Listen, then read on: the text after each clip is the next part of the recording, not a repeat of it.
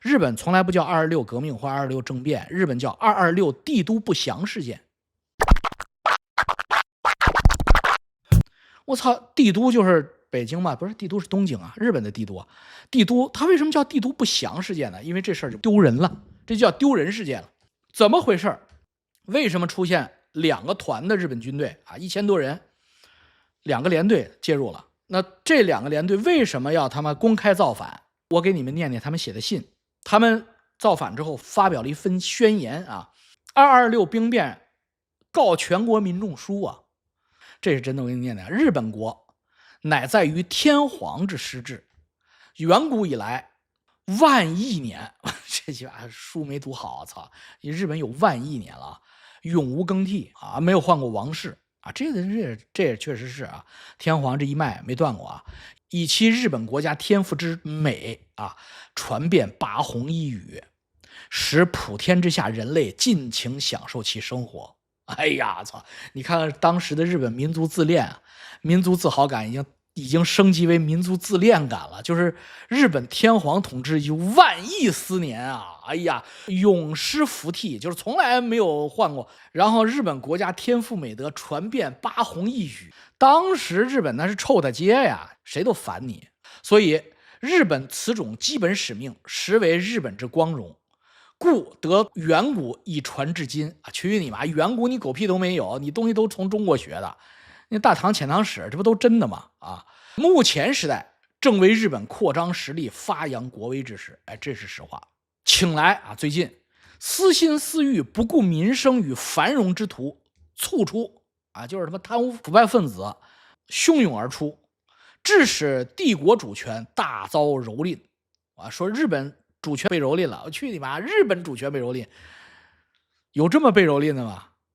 国民生灵涂炭，痛苦呻吟，这就叫被害妄想症，致使帝国主权大遭蹂躏，国民生灵涂炭，痛苦呻吟。我去你妈！不要逼脸！日本老百姓当时日子过得不错啊，1930几年过得还不错了，比1886年那个时候就天壤之别了。哎呦，还痛苦呻吟！哎呀，矫揉造作啊！目前日本国家遭遇如许困难问题，皆由此而来。一般元老重臣、军阀财阀、官僚政党，均为破坏国体之元凶。哇，这全骂了啊！伦敦海军条约之签订啊，就是那战列舰给他缩编啊，就是全让义签的。即他认为那是丧权辱国的南京条约啊，即近年来日军士兵屡次发生之不幸事件，包括515事件啊，在此可作明证。左相屋舍身刺杀滨口，血盟团之产生，515事件之爆发，以及去年夏天向泽之刺死永田，均非事出无因。不幸此等事变竟未能振醒负责之辈。最近日本与陆，就是俄罗斯之不用说了啊，就是我们了，中国了啊，英米啊，米就是美国，陆之英米关系之紧张，亦因弱备啊，就是那帮孙子在此情景中不可采取适当对策所致。日本已届危急存亡之秋也。哎呀，我操！大家没想到吧？1931年，日本军人认为日本介于危机存亡之秋了。啊，谁给弄成危机？俄罗斯、中国、美国、英国要灭了他了。故我等之责任，乃清君侧奸臣，粉碎重臣集团。我等在出发满洲前后，不得不借此直接行动，起而举事，以达我等目的。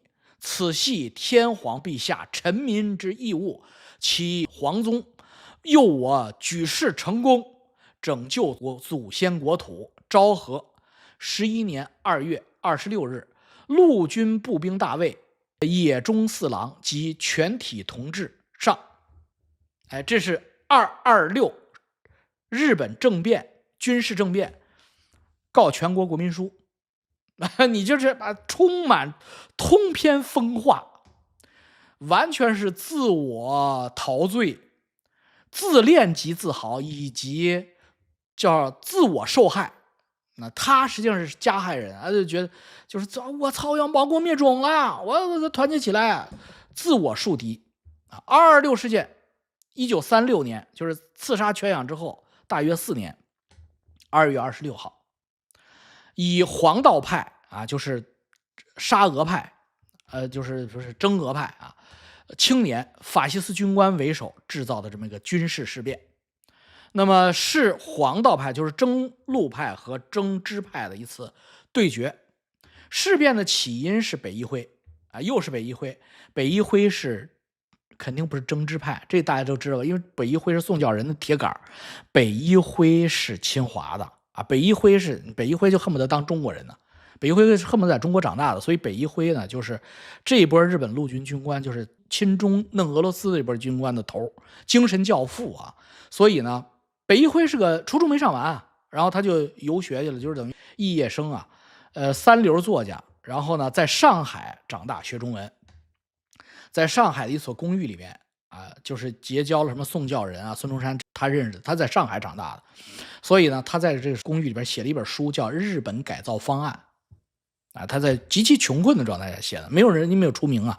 他这个书在上海没啥影响，他这个书卖回日本，我操，朝野喧哗，所以日本的有志之士全部都变成了北一辉的信徒啊。他在书里边说什么的？他说日本呢，千万不能进入共产主义啊。他说现在这个世界上毒瘤是共产主义，共产主义看起来特别合理，特别什么劳工权利呀，什么生产关系、生产力，全世界劳动者团结起来，达到政府统一管理资源计划经济的最大化。他说这也他妈一派胡言啊，这是病毒。当时共产主义非常 fashion 啊，他说如果要是中国有了共产主义，完蛋了啊！中国有了共产主义一定会征服日本，因为什么？他说这共产主义是西方的啊，就是所谓基督文明的那个毒素。所以我们的日本有识之士一定要努力夺权，在日本推翻日本就腐败的深层政府啊，就是全养义为代表的一些这个狗娘养的军阀啊，或者狗娘养的这个财阀啊，就把他们推倒。二创啊，直接产出来，二创发扬中华文明啊，就是中国古代的东西中国已经没有了，我们二创啊，给它发展起来，变成大东亚共荣，然后结合现在西方的先进技术啊，技术我们都给拿过来，加上我们大东亚啊这个二创的这个中国文明，所谓现在的就是日本文明，在这个东北亚这个中日这个文化圈里边结成一个抵制西方共产主义和基督教腐朽思想的这么一个所谓的东亚的这么一个文化圈啊，就是汉字文化圈。那么抵制罗马拼音化，这就是北一辉的思想。然后我们将来一定能跟欧美分庭抗礼啊，形成我们的这个他的思想跟石原莞尔他们都是一派的啊，石原莞尔也是他的信徒。所以北一辉的书一下子触动了这些彷徨苦闷、戾气十足的日本少年军人啊，就是念军校的一些人。以日本陆军士官学校的学生为主啊，全部把北一辉书倒背如流，信奉为经典和金科玉律啊，所以北一辉就成了日本陆军士官学校的怎么讲教皇啊。所以呢，那北一辉一看这有机会啊，你不要忘了北一辉在哪儿长大的？北一辉在上海啊，在中国，他中国人那套东西他全学会了。他一看可以当教主啊。那就来吧，我操，他妈此地人傻，钱多啊，忽悠啊。然后北一辉就宣布啊，自己的老婆是神灵附体的，你们不知道吧？就是我老婆是神灵附体的，所以我得到的这些信息都是神告诉我的。哎呀，他们还真信呀！我日本这些淳朴的农村孩子们就都信我的，就把北一辉和北一辉的老婆当成半人半神。所以呢，然后呢，大川周明一看，我操，北一辉啊，我操，牛逼啊！这年轻人赶紧跑到上海，把北一辉夫妻俩八抬大轿给请回东京，在东京给他组织了一个新的社团啊，叫游存社，还在啊，游存嘛，游存社就是直接定位于日本军队，尤其是日本陆军推动暴力革命啊，这就是埋下了日本军部夺权的理论基础。啊，就是日本的今朝啊，一定要完蛋了，还看我们年轻人指着这些老家伙，建制派的元老腐朽不堪，不行就是我在讲这一段226不祥事件的时候，就是从另一波人的眼睛里边看日本，就是杀全阳一那11个人都是他的学生。所以前半节我是站在齐世英和全阳义的角度，就是从上到下看的角度这不是一帮疯子嘛，傻逼嘛。现在我们从下往上看，那北一会的信徒们分了2波，一波是征俄，一波是征中，就是黄道派和所谓的统治派。我操他妈的，他分裂了。那请他回来那个大川周明大川周明就带着这个征中派，就是建制派，跟着建制派走了，因为建制派官多呀，因为他是建制派嘛，统治派嘛。那北一辉呢也不能错失权力，所以北一辉呢就跟着另一拨人走，就是这个所谓的黄道派走就是征俄派，就是对付蒋介石优先还是对付俄罗斯优先所以呢，事儿怎么起来的呢？因为统治派强调稳重一些先征服中国，蛋糕一口一口吃，而黄道派呢，就是北一辉的那个指挥的一派呢，就直接打击俄罗斯。那么建制派的头就是他们的所谓体制内的军官叫永田铁山中将黄道派的头是参谋次长真崎慎三郎大将，都不小。那么1935年，陆军大臣把真崎慎三郎给撤了。那真崎一撤，那黄道派就是北一辉那派就不干了，于是就发生了去下之相泽之刺死永田事件了就是要干死永田了。为什么？因为永田铁山就是永田就是我刚才说的中将永田铁山，他是建制派的头，所以呢，黄道派的头被废了，被他妈的就等于撤职了。于是黄道派的这个底下的人就是有一个中级军官叫相泽三郎，他是个中校，就中佐。相泽三郎中佐认为炒鱿鱼我们老大的主谋就是对方的老大永田铁山，于是在光天化日之下就上班，因为他们俩都是军人嘛，他是中佐，他是中将嘛，他光天化日之下带着军刀就直接去了永田铁山的办公室，就这么着，就是一刀居合斩，中佐把中将给砍了，这就是相泽之刺杀永田事件。我操，这下还了得！被刺那个永田铁山的人就开始抓这个黄道派的，抓人之前双方矛盾就激化了，所以2月26号清晨，如果不政变就要死，而且呢要被整体调到满洲去，一旦调到满洲，你没有机会政变了，离开东京了，怎么办？第一师团，黄道派主要的根据地在最能打的第一师团第一师团黄道派军官安藤辉三、村中孝次和立原安秀这个电影里边那3个主角就是他们仨连同第1步兵联队、第3步兵联队、近卫步兵第3联队的22名少壮派军官，调集了1400个战士在东京都起兵，高喊着昭和维新、尊皇讨贼大旗就直奔领导家里去了这是他们的传统，干家里摸家去，干掉了内阁大臣斋藤实内阁大臣又被干死了。内阁大臣在那个年代高危，大藏大臣高桥和教育大臣教育总监渡边侍从长铃木也被干个半死，然后误杀了冈田首相的秘书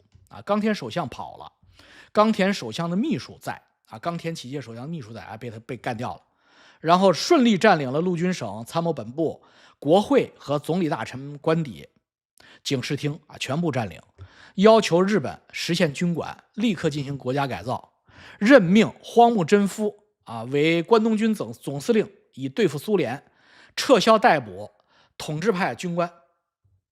然后就肯定要镇压了嘛，所以陆军下达镇压令，地方部队进京勤王然后就把他们给包围了。3天之后，2月29号都被抓起来了。首领中有2人引咎自杀，哪2个人我也忘了2个人带头自杀了，剩下都被关到了代代木监狱里边。然后呢，按照天皇的遵旨又成立了军事法庭，再次审判这些军官那么基本上这次审判呢，和上一次515审判的区别是什么呢？上一次515是轻判了，这一次重判。为什么？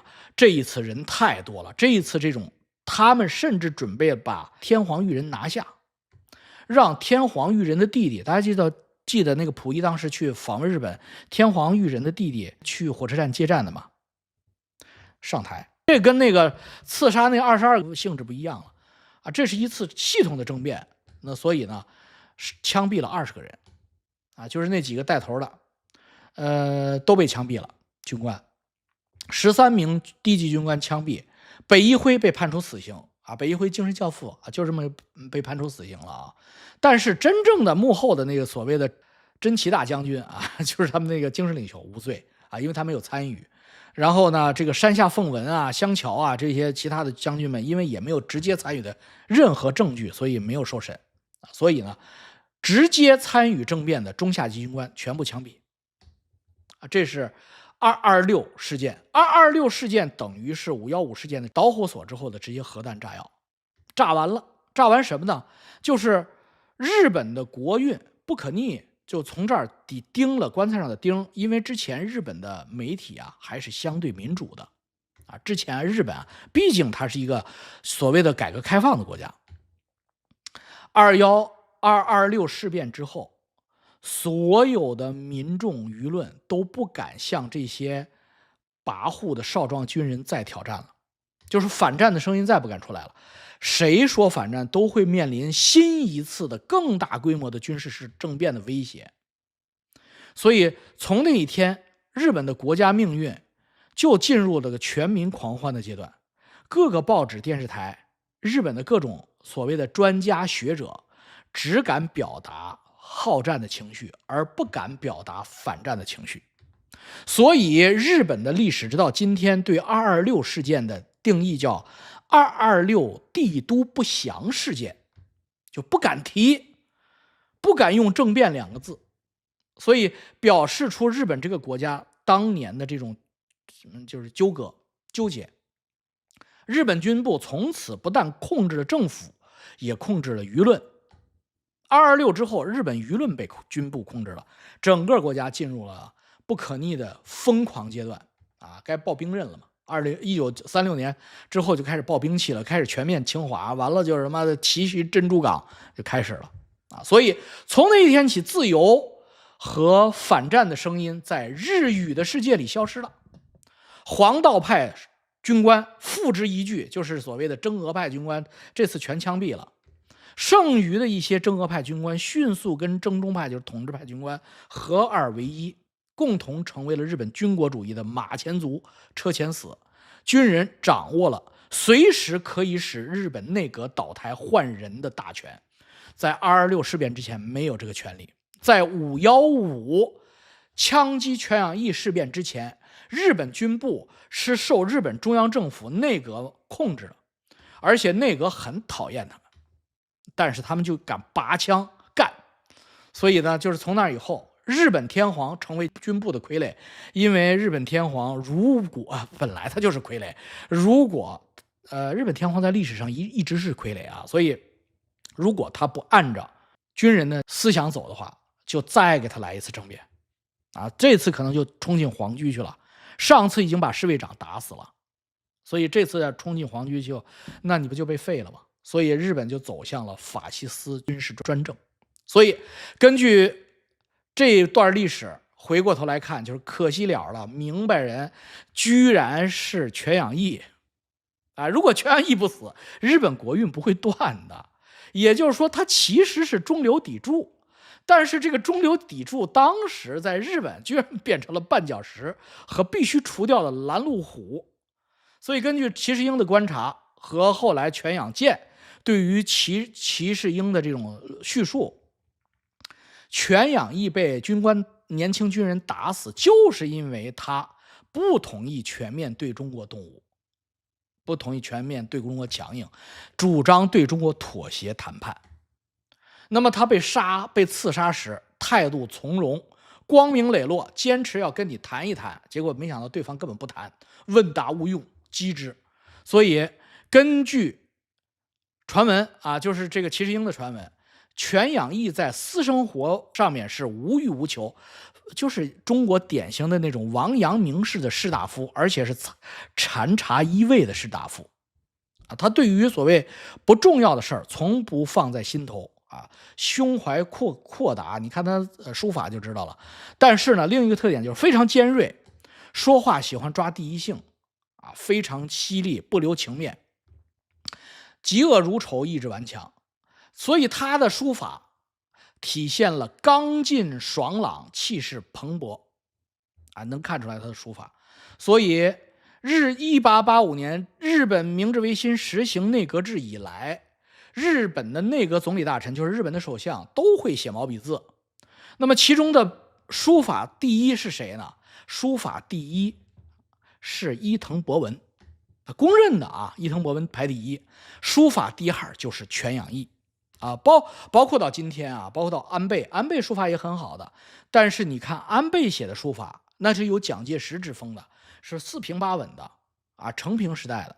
你看全养义啊，你看伊藤博文，那书法不一样的。所以说，从书法政坛书法的角度来说，前提是从政坛啊，按官大小排序的，从政坛书法来说呢，全养义可谓书法家。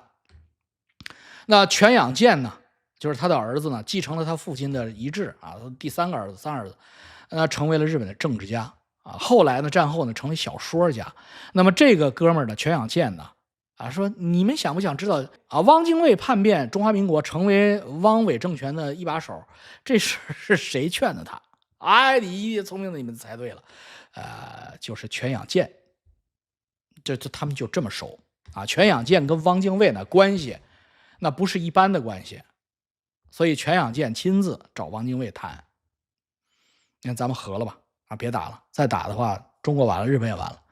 汪精卫发唁电过来投敌啊，所以诱降汪精卫是全养健的所谓的政绩啊。全养健后来写了一本书叫《扬子江的奔腾》啊，因为他也是知华亲华派嘛，扬子江的奔腾专门写了他怎么去劝汪精卫，汪精卫开始为什么不同意，后来哪一句话打动了汪精卫，然后汪精卫就什么死不回头就跟他们走了，所以这个就是全养健啊。所以他是吉田茂内阁的法务大臣啊，就是战后他还是当官了啊，他也是书法家。